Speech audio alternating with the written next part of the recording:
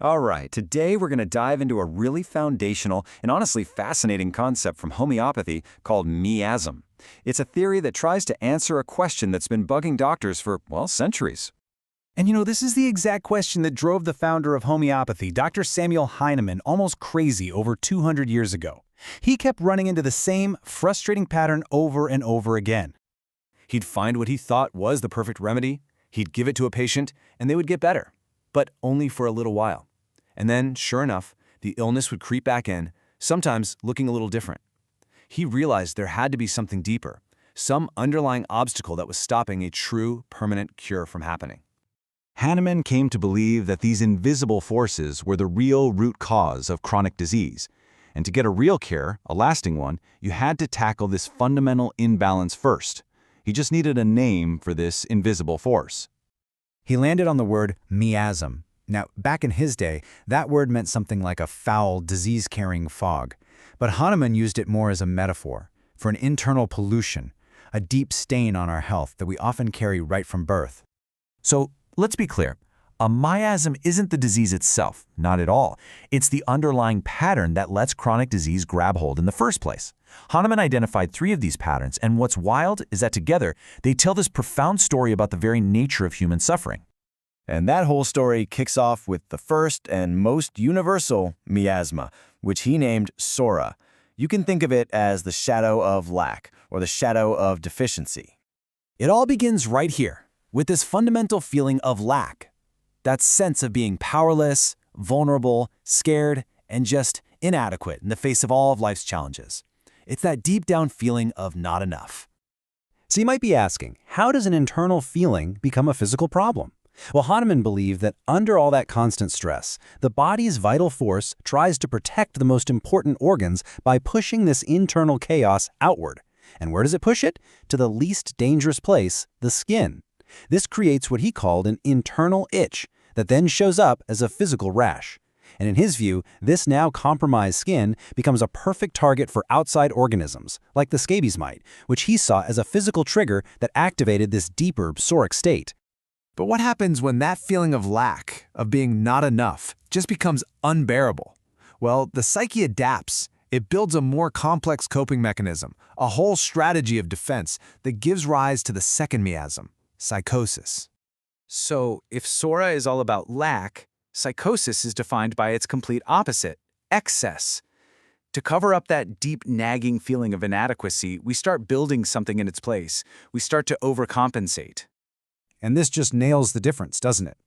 The psoric state is about withdrawing, about hiding from the world. But the psychotic state is a reaction to that feeling. It's about creating a mask, a false front, a protective but ultimately fake persona to present to the world. And this theme of excess and covering up shows up in very specific ways. Physically, we see patterns of overgrowth and buildup. Think things like warts, tumors, or deposits in the joints. Emotionally, it's all about hiding the real you, which can lead to secret lives or compulsive behaviors. Now, based on the patterns he was observing, Hahnemann associated this state with the effects of suppressed gonorrhea. Okay, so this brings us to the final act, the most extreme stage of this miasmatic journey. This is what happens when that internal conflict becomes completely unsustainable. So when that tension, that tug-of-war between the inner lack of Sora and the outer excess of psychosis finally just breaks, the whole pattern can turn inward, spiraling into chaos and destruction. This timeline really makes the progression crystal clear. We start in a state of simple lack and vulnerability, that's Sora. That then evolves into this complex strategy of covering up with excess, that's psychosis.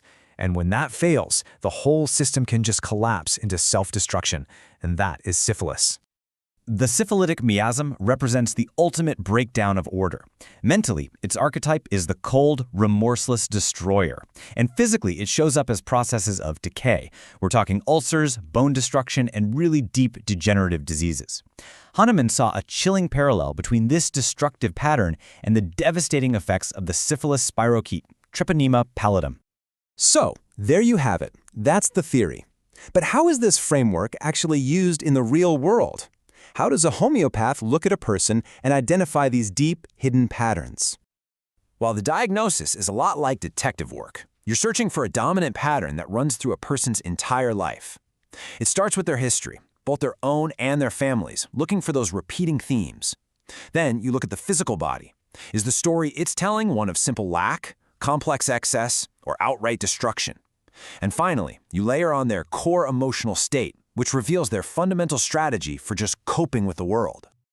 This table just brings it all together so well. You can see those clear distinctions. Psora's theme of lack leads to the victim archetype. Psychosis' theme of excess and hiding creates the manipulator. And syphilis' pattern of decay, that finds its ultimate expression in the destroyer. Now get this, this is where it gets really wild. The goal of homeopathic treatment isn't just to get rid of symptoms, but to actually reverse this entire journey. And a sign of true, deep healing, from this point of view, is when a patient starts to move backward, from a destructive state back through a state of excess. They might even redevelop an old skin rash, which is seen as the body's final, healthy attempt to push the original psoric imbalance out once and for all. And all of this leaves us with a final, really provocative question. Are miasms just some old-fashioned theory of disease? Or are they something more timeless? Could they be archetypal stories of how we all cope with struggle, moving from vulnerability to compensation and sometimes to collapse? A pattern that might just resonate in all of our lives.